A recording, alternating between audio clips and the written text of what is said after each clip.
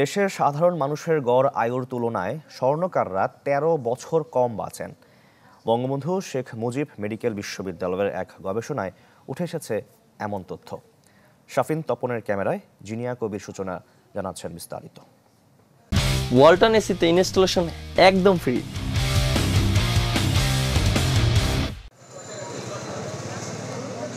পুরান ঢাকার তাঁতিবাজার, এখানকার এমন শত শত অলিগলিতেই লুকিয়ে আছে এই শহরের হাজার ঐতিহ্য। প্রজন্মের পর প্রজন্ম ধরে এখানেই নিপুণ দক্ষতায় স্বর্ণালঙ্কার গড়ে চলেছেন নূর মোহাম্মদ নবী। কোনো আধুনিক যন্ত্রপাতি নেই, ভরসা নিবিষ্ট চোখ আর হাতের নিখুঁত কারুকাজ। তবে এ পথ চলায় সমস্যাও যে কম পোহাতে হয়নি। কাজ করা অবস্থায় ফ্যান ছাড়তে পারে না, কারণ প্রতিদিন বেলায় কাজ করতে হয়, ঠান্ডা লাগে, জ্বর হয়, তারপর এটার ভিতরে ধুলাবালি যায়, কয়লার কাজ করা হয়।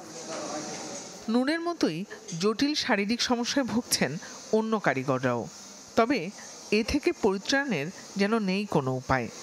সালফিউরিক অ্যাসিডটাকে হিট দিলে এটার থেকে একটা ধোঁয়া হয়, এই ধোঁয়াটা আসবেই, যতই মনে করেন যে ঢেকে রাখি না কেন। ক্যাডমিয়ামের ধোঁয়াটাও কিন্তু স্বাস্থ্যের জন্য অনেকই ক্ষতিকর। এটার গ্যাসটা যখন যায় তখন আপনার বুক জ্বলে, কথা বুঝছেন, কাশি হয়।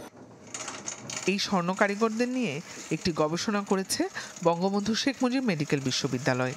তাদের তথ্যে দেখা যায় প্রতি 4 জন কর্মকারের 3 জনই ভুগছেন 2 বা ততোধিক অসংক্রামক রোগে। উচ্চ রক্তচাপে ভোগেন 65%, ডায়াবেটিস আছে অর্ধেকের, হৃদরোগে ভোগেন 35% আর কিডনি রোগে 20%।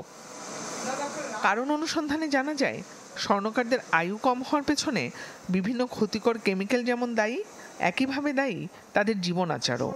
যে পরিবেশে কাজ করে সেই পরিবেশটাকে উন্নত করা প্রয়োজন, ভেন্টিলেশনগুলো ব্যবস্থা করা, তাদের যে ক্রাউডেড জায়গা, বেশি মানুষ থাকা, সেই জায়গাটাকে চিন্তা মাথায় নেওয়া দরকার। তার পাশাপাশি স্বাভাবিক জীবনচারণ যেগুলো বলছি, যে তারা যেন অ্যালকোহল পান না করেন, ধূমপান না করেন, এই বিষয়গুলোর ব্যাপারেও, কিংবা যতটুকু ফিজিক্যাল এক্সারসাইজ করার কথা, এই বিষয়গুলো যেন তারা বজায় রাখেন। এ না হলে তাদের আসলে কঠিন হয়ে যাবে।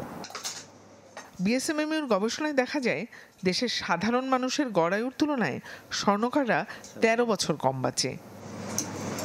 জিনিয়া কবির সূচনা, চ্যানেল 24, ঢাকা।